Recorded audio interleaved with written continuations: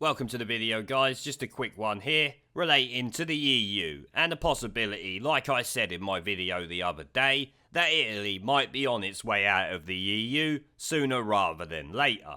This comes after recent meltdown during their talks to find a way to deal with the debt crisis that will follow the current wave of bat flu from China. With the Express running an article, EU meltdown, Italy slams Merkel for lack of unity. Macron says bat flu could end the bloc, which you will all remember I pointed out just the other day in a video about the EU. The Italian Prime Minister last night poured scorn on his European Union colleagues after they failed to agree an economic rescue package to help his country navigate the bat flu crisis. After an acrimonious virtual summit of European leaders, Giuseppe Conte refused to sign up to the concluding statement after Germany and the Netherlands refused to back the so-called bat flu bonds relief measure.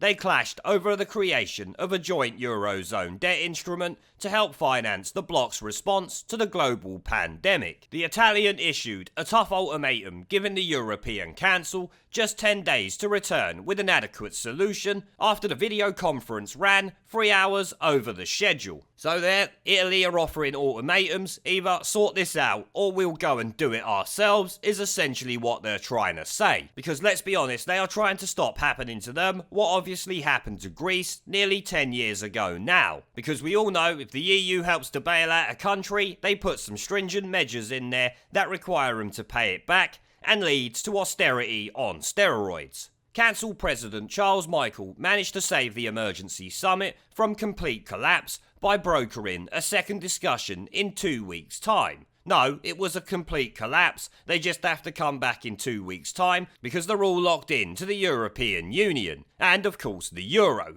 Leaders will once again consider new proposals made by Eurozone finance ministers in the interim period. Dutch Prime Minister Mark Rutte and Germany's Angela Merkel provided the main opposition to the creation of the bat flu bonds debt scheme. Instead, they insisted the European Stability Mechanism, the Eurozone's €500 billion bailout fund created after the last debt crisis, could be used to heal the wounds left by the bat flu outbreak. Which, let me tell you, 500 billion doesn't seem to be very much. When you factor in our government alone has pledged something like 330 odd billion for this, the whole of the EU's 26 nations have only got 500 billion bailout between them. I'd be concerned if I was part of the Eurozone right now, that is for sure. Berlin and The Hague insist on imposing strict conditions on countries seeking assistance, as stated by the ESM rulebook, which is something obviously our Greek friends know a lot about right now. Mrs. Merkel said the ESM is our preferred instrument because it was created specifically for crises like this. Mr. Rutte demanded an informed and intelligent debate about the conditionality of any cash handouts. The Dutch leader is adamant that the bloc should only resort to creating a new measure as a last resort because bat flu could still continue to wreak havoc into the summer. You have to make sure that you still have cards up your sleeve and we don't spend everything in the first 2 weeks, he said. Well, I don't think your 500 billion's going to stretch too far, around 26 or 27 EU nations, so you might well need to use that and a few other things just to try and keep your heads above water. But it might not work anyway. The fiscally prudent leaders sparked fury in Rome. During the video conference, Mr. Conte blasts, "How can one think that instruments developed in the past, built to intervene in the event of asymmetric shock and financial tension affecting individual countries, are adequate for this symmetric shock?" He added, "If anyone should think of personalised protection mechanisms developed in the past, then I want to make it clear. Don't bother, you can keep it because Italy doesn't need it." Obviously, like I said, trying to avoid the sort of nonsense that was put on Greece after it received its bailout, which these will essentially be exactly the same things. They want to use the fund that was set up in response to that crisis back then. Spain's Prime Minister, Pedro Sanchez, joined in with the criticism of their EU colleagues and joined a task force set up by the Italian leader to look at new economic instruments over the next 10 days. So, there it seems Italy and possibly Spain are ready to join forces and do their own thing outside of the European Union, which could well lead to them either being expelled out of it or just leaving it themselves. It's definitely a question the citizens of each individual nation in the European Union need to start asking themselves. EU Commission President Ursula von der Leyen used the crisis to push for leaders to agree to the bloc's next multi-annual budget. Yeah, of course she did. A bit like the Labour Party trying to use this bat flu situation as a political instrument to beat the Tory party with. Both von der Leyen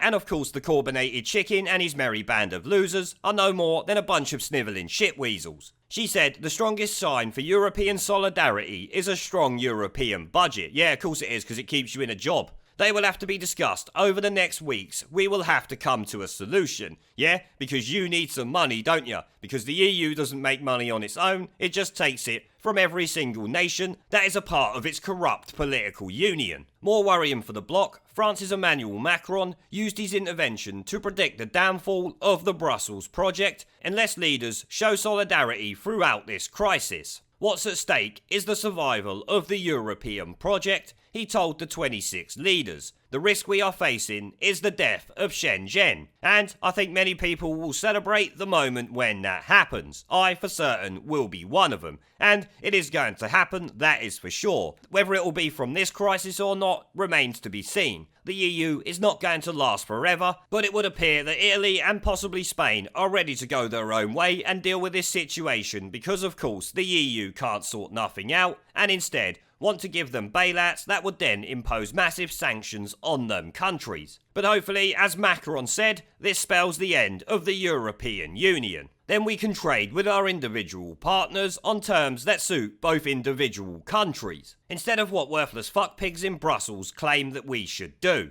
Now before I go, I've started doing live streams and uploading gaming content on my second channel. If you would like to come and join me for a live stream to chat in real time, have an interest in gaming related content on YouTube, or just want to follow me over there because you are a legend, the link will be down in the video description below and as a pinned comment. I hope to see you all there. Now as always, before I go, I want to thank our PayPal, Patreon, Subscribestar and YouTube members for supporting the channel, along with everyone who watches my videos. Remember to let me know what you guys think down in the comment section below. Leave a like, subscribe with the notification bell and share this video as it helps the channel a lot. And I will see you all in the next one. There is a pattern consistent throughout history of oppressed people turning on the oppressors.